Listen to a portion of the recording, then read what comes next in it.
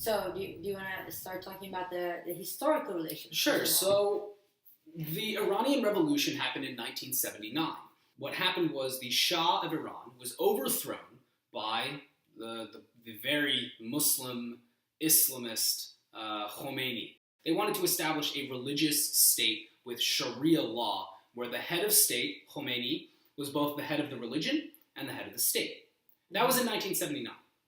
Before that, the Shah of Iran ruled for a couple decades. Mm-hmm. And the relationship between the Shah and America was actually fantastic. Good relationship with Iran was one of the pillars from America's perspective. So it's not surprising that, in fact, Israel and Iran also had great relations. Mm-hmm. And this relationship is not just something that we see in the 20th century or the centuries before that, but even way back. We're talking ancient history. You know, in fact, we mentioned that the Ottoman Empire, for a period of time, ruled the territory that is now considered Israel or Palestine, whatever you want to call it. In fact, Cyrus the Great, who was a Persian emperor, also ruled that area. In 583 BC, he defeated his main adversary, conquered these lands, and in fact took a very pro-Jewish stance and encouraged the Jews in the empire to go back to Jerusalem and rebuild the temple, which is one of the most important historical and religious sites for Jews and for Judaism. And that was all because of a Persian ruler. Historically, the relationship between the Jewish people and Iran and the Persian Empire and the Persian people, that's a very long and storied history.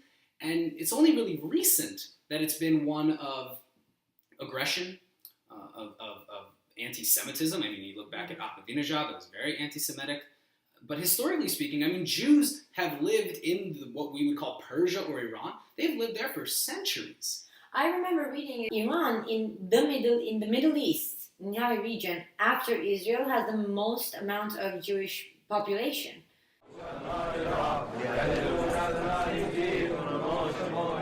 ایران در واقع وطن فرهنگی یهودی‌ها هستش. خیلی جالبه که آثاری که ما در ایران داریم از فرهنگ و تمدن یهودی حتی از آثاری که در اسرائیل هم هستش بیشتره.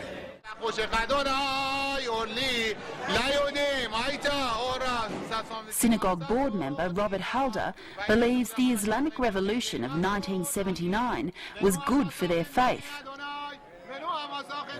ببینید من میتونم بگم که انقلاب اسلامی ارمغانی که برای جامعه ما آورده اینه که ما هم بعد از این انقلاب بیشتر کلیمیان ایران مذهبی هستن، مذهبی شدن. در کنار یک محیط مذهبی بودن بسیار راحت‌تر میتونه آدم مذهب رو قبول بکنه تا یک محیطی که مذهبی نباشه. The current constitution of Iran actually has constitutionally appointed members of parliament that represent minority groups. So there's one member of parliament that, according to the constitution, must be a woman. The constitution also mandates that there must be a Jew.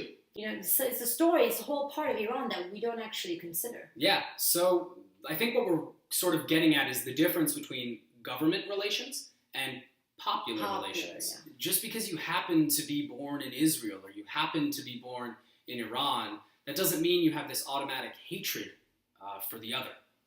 We understand that the Iranian government is obviously hostile against, has been hostile against Israel, you know, after post-1979. Right. And very recently, I mean, look, the last president before Rouhani and the Charm Offensive, everyone remembers Ahmadinejad. I was going to say, Ahmadinejad has this famous speech where he says, we think Israel should be wiped off the map. Yeah, we have a clip. Let's take a look. Ahmadinejad first made the remarks in 2005, fueling international outrage and speculation that he was threatening the Jewish state with a nuclear weapon. But while speaking at a ceremony honoring the late founder of Iran's Islamic Republic, Ahmadinejad told an audience that, quote, this origin of corruption will soon be wiped off the earth's face. And Iranian Jews recently came to international attention when President Mahmoud Ahmadinejad described the Holocaust as a myth. For Iran's only Jewish member of parliament, this was too much. بهشون بفرمایید که در زمانی که آقای احمدی نژاد به عنوان ریاست جمهور ایران تکذیب کرد و نفی کرد تراژدی بزرگ هولوکاست را، من با صدور بیانیه‌ای که در سطح جهان پخش شد اعتراض کردم به این بیانات، چرا که ریاست جمهور ایران اقدام کرد به نفی و تکذیب یک تراژدی که میشه گفت بزرگترین تراژدی تاریخ بشری بوده و من همون موقع اعلام کردم که این یک توهین بسیار بزرگ به تمامی یهودیان در سرتاسر دنیا بوده. Holocaust denial is frequently linked with anti-Semitism. Did the President's comments make you feel insecure about the position of the Iranian Jewish community? خوشبختانه حالت ناامنی تا به حال در جامعه کلیمیان مشاهده نشده و دلیل اصلی اون هم این بوده که سیاست کلی دولت ایران، کشور ایران به هیچ وجه یهودی ستیزی نبوده و انشالله در آینده هم نخواهد بود. Ahmadinejad is no longer the president. Yeah, so and Rouhani is the new new president. Rouhani is known as sort of more progressive. So it's interesting. So how when progressive is Ahmadinejad, he? You know, I would say the spectrum of reform in Iran is a very peculiar one. Because if you're truly a reformer, you're probably in jail or under house arrest. So Rouhani is neither in jail nor is he in house arrest. and he was able to get elected. So And he that's was just able to get something elected. in an Islamist regime. He's kind of this interesting leader where he formerly, before Ahmadinejad, Rouhani was a fundamental, important member of government in the nuclear negotiations. Then there was this middle period where all of a sudden Ahmadinejad comes to power. People like Rouhani and his friends, they're no longer in favor. The supreme leader doesn't like them anymore. He's going to give the Ahmadinejad, the technocrats, the relatively more hardliners, he's going to give them a chance at ruling. And under Ahmadinejad, the nuclear negotiator, one of the foreign ministers, he was very hostile in his negotiations. He was willing to make no compromises. He demanded that Iran have the right to enrich. So you saw a very hardline approach in the Ahmadinejad years. Yeah. And then what we can learn from the Rouhani election is that the supreme leader decided, okay, this hardline approach is not working. We need people who are relatively more moderate. Yeah. So you find someone like Rouhani. And what does that mean? Someone who's more willing to engage in conversation, have dialogue with all these Western countries that were previously sort of like the enemy. But let's go back to Israel now. Yes. So we're suggesting that Rouhani is relatively more moderate, that he's better at negotiating, that he could be someone worth striking a deal with. But is he? Because Well, so that's where Israel comes in. Ladies and gentlemen, I wish I could believe Rouhani, but I don't. Because facts are stubborn things. And the facts are that Iran's savage record flatly contradicts Rouhani's soothing rhetoric.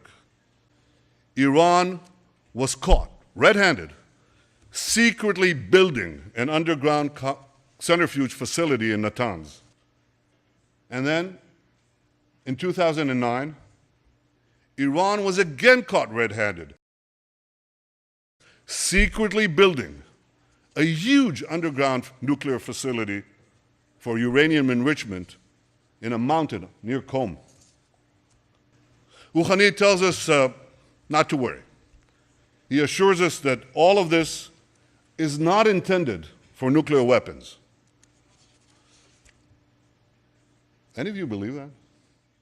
So from Israel's perspective, Rouhani is just simply, it's a different tactic to achieve the same goal. And from Israel's perspective, the goal for Iran is to get a nuclear weapon, to threaten to use it, and to inspire everyone else in the region to rise up and wipe Israel off the map.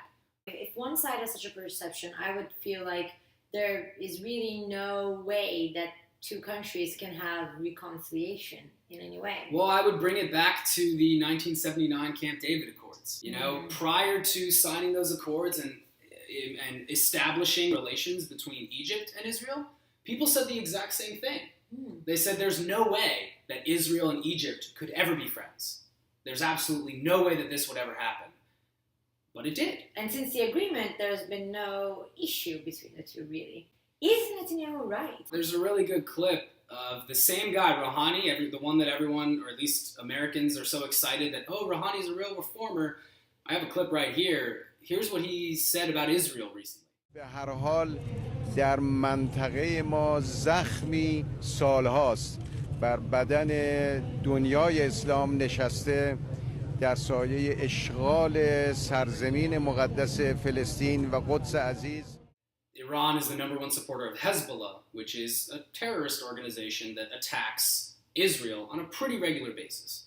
Israeli soldiers and civilians die because Hezbollah sends rockets across the border into Israel. Guess who helps them get the rockets? Iran. So, to your question, is Netanyahu right? Is Rouhani a wolf in sheep's clothing? Maybe that's a difficult question. It's How a about very I difficult rephrase it like this? Is Rouhani thinking of Israel any differently than Ahmadinejad did? I think so. I think Rouhani is much more practical and he's relatively more reasonable. I don't get the impression that Rouhani is a rigid, ideological, like someone like Bin Laden is very ideological and will not compromise. He wants to accomplish his goals no matter what. Ahmadinejad seemed very rigid and hardline. I get the sense that Rouhani is a pragmatist and he will make compromises if he thinks it's in his best interest. And as a president, what that says to me is that he'll also make compromises if he thinks it's in the best interest of his country. And so what's the #1 threat to Iran right now? It's the sanctions. So Rouhani, I think, in an effort to lift the sanctions, because that was his whole election platform, his whole election campaign was, I am the key. I have the key to, I will unlock the sanctions and Iran will get better. That was his entire, the fundamental reason why people voted for him. His whole campaign revolved around lifting sanctions. So, if for some reason the circumstances line up and it becomes obvious that in order to lift sanctions, Iran needs to be less hostile to Israel, I think Rouhani's the kind of guy who could strike that deal. And of course, let's remember the supreme leader is ultimately the one in control. Khomeini, he's the most powerful person in the country, not the president, but the supreme leader is in charge of saying who gets to run for president. So by simply allowing Rouhani to run, and there's plenty of rhetoric out there to support this, Khomeini is supporting Rouhani. What about the whole pursuit of nuclear energy in Iran?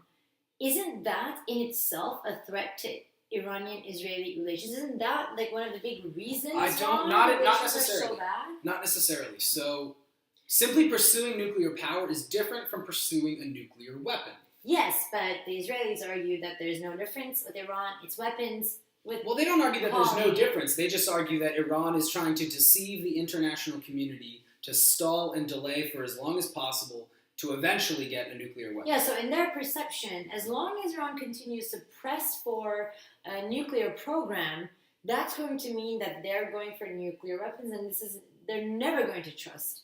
If Iran can somehow get nuclear energy, but be miles away from being able to produce a bomb, and part of that includes reliable verification systems from the international community, including Israel, that seems to be like room for compromise. I would argue that more important than the nuclear program is Iran's support for Hezbollah. Yeah, exactly, because the theoretical damage of a nuclear bomb is all hypothetical. Not a single Israeli has died from nuclear energy produced by Iran. Many, many, many Israelis have died at the hands of Hezbollah, which is supported financially, politically, strategically by Iran. Yeah. So that's really, I think, the fundamental barrier between, and the nuclear one too, but that's a theoretical barrier. The real practical on the ground blood has been spilled because of this disagreement is Iran's support for Hezbollah. So that's really, if I'm looking forward into the future, assessing the likelihood that Iran and Israel can have some sort of rapprochement, I'm looking at the Hezbollah factor. Thank you so much for watching. I'm Jay. I'm Marvin. Have a good night, everyone. Bye.